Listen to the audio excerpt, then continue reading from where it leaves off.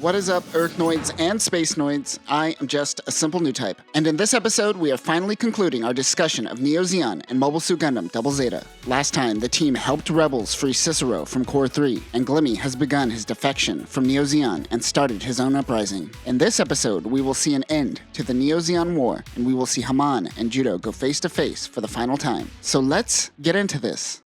Haman is currently distracted by Glimmy's rebellion. Judau and the gang think this is a perfect opportunity to kidnap Minerva Zabi. Emery commanding Levian Rose doesn't think it is a good idea, but she lets them go through with it. Damn, that is savage, Judau. Give her a break, she is going to die in this episode. Side note, Japanese marketing sucks. They give away spoilers and deaths and trailers. Double Zeta gave away Emery's death, along with Rasara's death in the episode trailer. I don't like that. Rue and Zeta and Judau and Double Zeta head out disguised in dummy asteroids. Raken plans on taking care of Kara during Glimmy's advance. If the Argama makes its way to the battlefield, Puru will take care of it. Glimmy tells her that Puru too is the only one capable of piloting Queen Mansa. Judau and Rue head into Core 3. Meanwhile, Haman gives Mashimer a new rose. As he leaves, Haman tells Ilya to watch out for Mashimer. Judau takes out the power, notifying Haman, but she doesn't know if it is Cicero rebels or Glimmy. Haman has made a lot of enemies. She senses Judau. Judau and Rue break in to find Minerva crying. They realize that she may be the heir to Zeon, but she is still a kid. Rue and Minerva escape while Judau takes on Haman. Oh no, watch out Judau, she might lean on you! For a final time, Haman tries to convince Judau to come to Zeon, but he realizes that she will do to him what she has done to Minerva. He will simply be a pawn in her game. He flees to Rue, who is in a standoff with Mashimer and Ilya. They threaten to kill Minerva Zabi if they attack. Haman says that she will kill Minerva herself and would rather have her dead than in another's hands. She is serious, so they give back Minerva for now and escape in some fighter jet that I spent way too much time researching, only to realize it's probably just a generic shuttle. Puru 2 launches in the Queen Mansa. The NZ-000 Queen Mansa is the perfection of Newtype mobile suits and is developed from both the Psycho Gundam Mark II and the Kubli Mark II. It is also the end of the AMX line and the beginning of the NZ line of Zeon mobile suits. Like the Gaz-L, it also has many beam weapons, including 2 large beam sabers, 6 megaparticle guns, a 3-barrel megaparticle gun, and 30 funnels. The shoulder binders contain megaparticle deflectors that could also be used to redirect beams for offensive attacks. Like the Psycho Gundam, the cockpit is in the head and functions as an escape pod. And of course, it wouldn't be a Newtype mobile suit without a Psychomu system. Bicha heads out in the Hyakushiki with L in the Mega Rider and Mondo in the Mark II. Who is in command of the ship? Emery uses Levian Rose to protect the Argama. She evacuates the satellite. She is willing to die for her unrequited love for Bright. The crew suddenly gets assaulted by Puru 2 as the Argama retreats. Puru 2 destroys Levian Rose. Judau, Puru, and Puru 2 have a psychic argument when they are interrupted by Mashimer. Ilya tries to pull him back. One thing that we haven't noted is that Mashimer has undergone some cyber Newtype enhancements. The idealistic crybaby that we saw on Shangri-La has become a cold soldier of war. I guess that's what the black outfit symbolizes as well.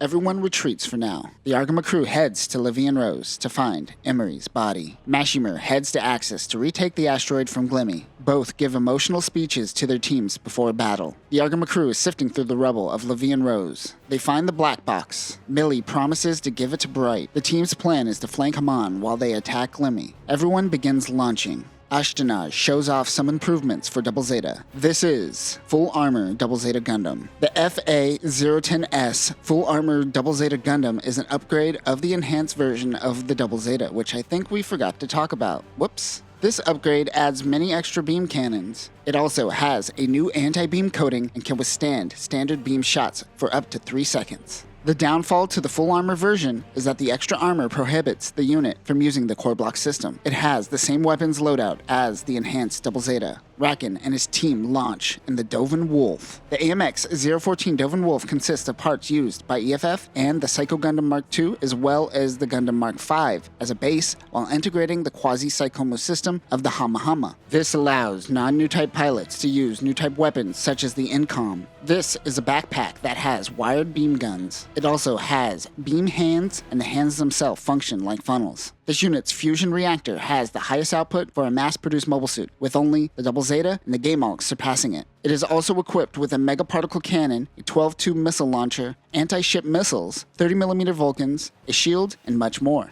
Mashimer launches in his Zaku 3 Custom. The AMX-011S Zaku 3 Custom is a modified Zaku 3. It has a new head unit which mounts a pair of Vulcans. It also has a new backpack with high output verniers. This unit also has a longer skirt which stabilizes the unit and improves the AMBAC system. Rakan begins fighting with Kara's two men, Neil and Lance. Last time I said that they were in Galbaddies, but they are piloting Gaz-R and Gaz-L. The AMX-117R Gaz-R and the AMX-117L Gaz-L did evolve from EFF's Galbaddi beta and are designed to be the Royal Guard for Haman or Kara. It is equipped with a Hyper Beam Saber, a regular beam saber, a heat lance, and a beam rifle. Mashimur and Purutu begin fighting. He is handling his own against the Queen Mansa's bits. The Argama goes in to attack Axis before Haman's ship comes from behind. As they head out for battle, Beecha says that he was always nice to Elle and hoped that she would notice, which is the closest thing we're getting to character growth for Beecha. Kara is fighting with Rakan when Judau comes in to help. But since Judau is there, Kara's personality changes and she begins acting weird. Rakan attacks Mashimur. His Dovin Wolf team all grabs the Zaku's limbs and attack. But Mashimur is exuding with Newtype rage. His aura is overwhelming. Mashimur kamikazes, not with his mobile suit, but with his Newtype potential. Did Mashimur just do a Char's counterattack before Char's counterattack? The man who spent the majority of his life pleasing Haman has also sacrificed himself for her cause. And her response to that is simply, I have one less pawn. Truly a simp to the very end. Rakan's team retreats as Purutu and a Newtype unit begins their attack. On the moon, Bright meets with Lena and Sayla Mass. She gives Bright Emery's final message. They wonder where Char could be in this moment. They mention that he is most likely waiting for the right time to make his move. Glimmy breaks off Mosa from Axis. He intends to crash it into Haman's fleet. Purutu and Kara begin fighting. Rakan pops out of a dummy asteroid and uses a beam cannon on Kara, but Neil sacrifices himself by jumping in the way. Puru starts fighting with the Newtype ghost of Puru, while Rakan and Judau begin fighting with beam sabers. Judau slices through the Dovin Wolf, killing Rakan. Haman's forces are able to redirect the course of Mosa, barely missing Core 3. Glimmy just says screw it and sends Axis hurling towards Haman's fleet. Purutu comes back to Axis as Judau enters the colony. Ghost Puru is interrupting her and she can't pilot, so Glimmy decides to pilot with Purutu. Rue runs into Glimmy and he takes out Zeta's head. Elle comes in to help out, but Glimmy disables Mark II. That is when Judau finally comes in, but they don't fight. Rather, they get out of their mobile suits and Judau tries to convince Purutu to come with them. Purutu jumps out of the Queen Mansa and into Double Zeta.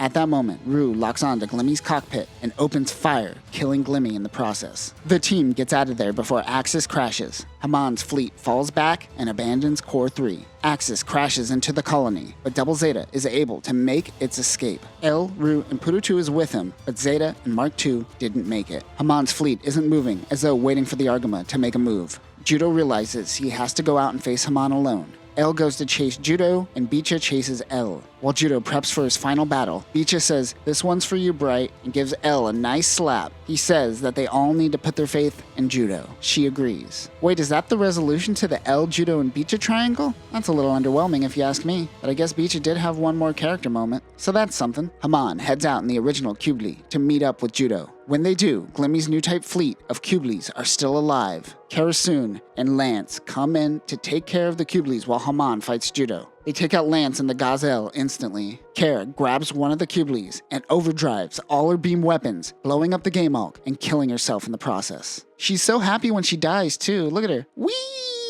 Judau tears through Haman's bits. They go into the remains of Musa, which is the first place they met. Musa begins heading towards Core 3 and takes out what remains of the colony. The two get out of their mobile suits in the chaos and have a moment similar to Char and Amador's romantic moment in the finale of the original series. Judau gets back into the core fighter, but it is disabled. He also removed the full armor at this point. With the power of all new types from the past, they help him form into Double Zeta on his own. Usually it requires 3 people. Haman sends Camille during this moment. The two have a final duel with beam sabers. As the two strike one another, they destroy each other's mobile suits. Even though Haman is fine, she sees this as a failure. She was unable to take Earth under her control. She decides to commit suicide rather than be saved by Judau. Musa is falling apart and the core fighter is not working. Purutu can sense him. She tells Bicha to use the high mega cannon on the colony to help him escape. They fire the cannon, blasting the colony. In the rubble is the remains of Double Zeta, which is somehow alive? Of course, after the battle, the AUG and EFF fleets arrive. They board Haman's ship to find out that Minervazabi is actually a double and has been a fake since the end of the Grips conflict. No one currently knows where the real Minerva is. Tired of the nonsense that all adults cause on Earth, Judau and Ru decide to join the Jupiter Energy Fleet and leave the Earth sphere. Everyone comes to see them off, but most importantly, Judau is finally reunited with Lena. And that will conclude the Neo-Zeon War and Mobile Suit Gundam Double Zeta. In the end, Neo-Zeon surrendered to EFF and Kuraba, and the AUG reintegrated back into EFF as well. We will see the emergence of Londo Bell led by none other than Bright. We will eventually learn what happened to Minervazabi, and she will eventually make her appearance once again in UC 0096. Under a different name. With the end of Double Zeta, we have unlocked a new chapter in the UC timeline. Now that we can head to UC 0090, we can now cover Moon Gundam, Beltachika's Children, the return of Johnny Raiden, but most importantly,